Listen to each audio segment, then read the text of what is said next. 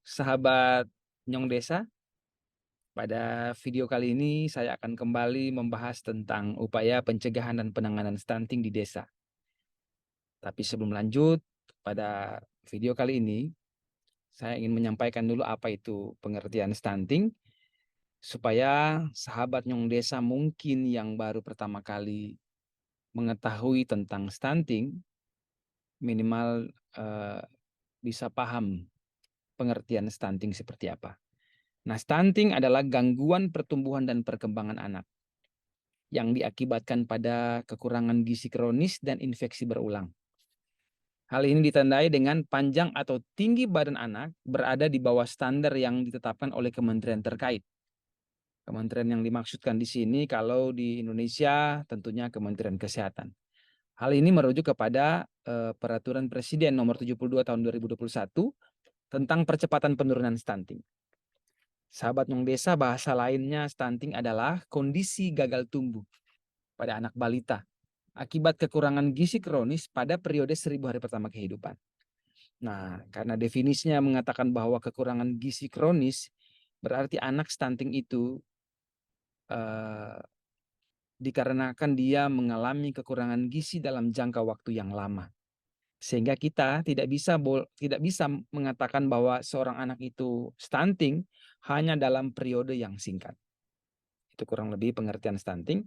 Nah, sampai saat ini negara kita sedang berupaya sampai tahun 2024 nanti angka stunting di Indonesia turun sampai 14%. Sehingga semua pihak berupaya dengan sangat serius untuk mencegah dan menangani stunting. Nah, ada 2 intervensi yang bisa dilakukan di desa se-Indonesia.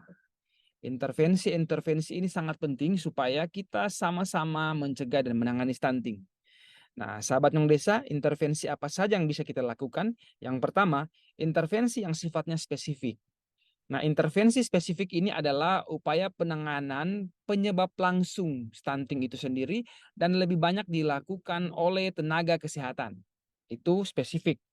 Intervensi sensitif adalah upaya penanganan penyebab tidak langsung.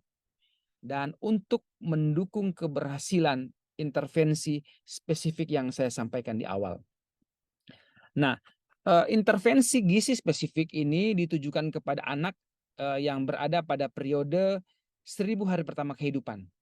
Dan kegiatan ini umumnya dilakukan oleh sektor kesehatan. Dan intervensi spesifik bersifat jangka pendek, sahabat. Dan hasilnya dapat dicatat dalam jangka waktu yang relatif juga pendek. Nah, contoh-contoh kegiatan yang bersifat intervensi gizi spesifik yang ditangani langsung oleh tenaga kesehatan seperti intervensi yang sasarannya ibu hamil, seperti mengatasi kekurangan zat besi dan asam folat, kemudian mengatasi kekurangan iodium, menanggulangi kecacingan pada ibu hamil, juga melindungi ibu hamil dari malaria. Ini adalah bentuk-bentuk intervensi gizi spesifik yang sasarannya ibu hamil.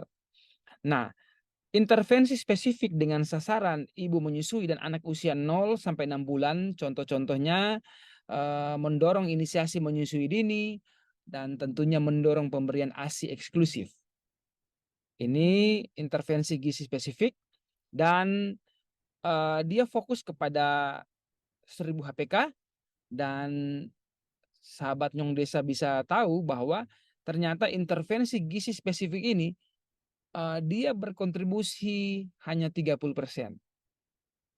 Jadi kontribusinya hanya 30% dalam pencegahan dan penanganan stunting di Indonesia. Nah, penanganan stunting melalui intervensi spesifik dan sensitif ini menyentuh kepada beberapa kelompok sasaran yang dikatakan sasaran prioritas, sahabat. Nah, apa saja sasaran prioritas supaya sahabat Nyong Desa bisa tahu? Sasaran prioritas dalam penanganan stunting lewat intervensi spesifik dan sensitif terdiri dari pertama, remaja putri, kedua, calon pengantin, ketiga, ibu hamil dan ibu nifas, keempat, anak 0 sampai 59 bulan, kemudian keluarga beresiko stunting. Tadi itu spesifik ya. Sekarang intervensi gizi sensitif.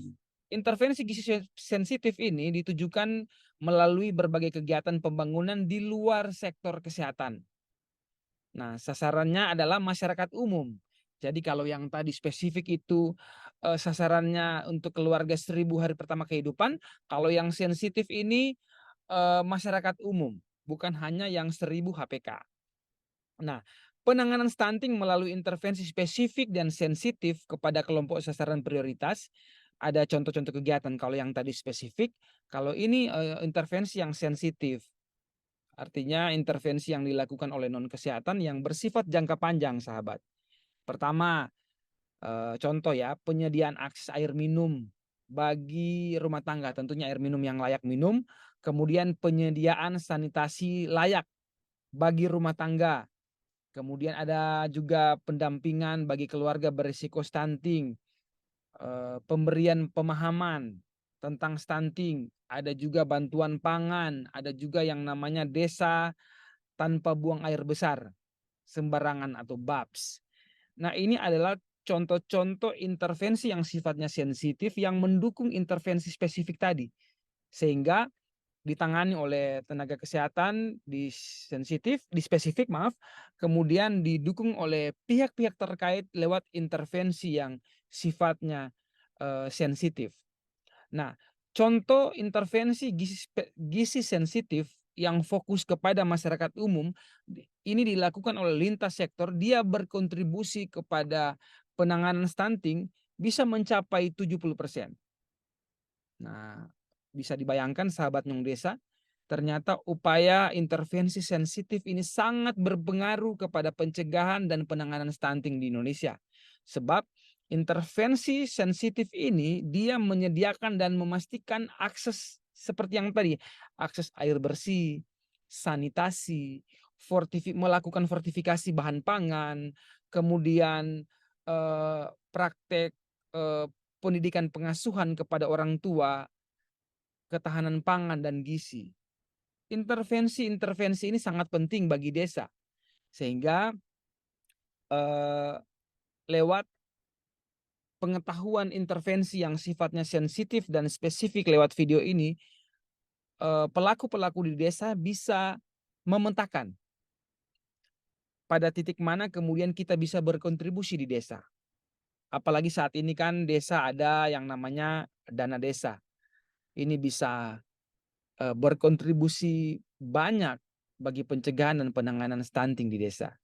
Nah, kurang lebih sahabat Nyong Desa, dua intervensi inilah yang menjadi pokok bahasan di video.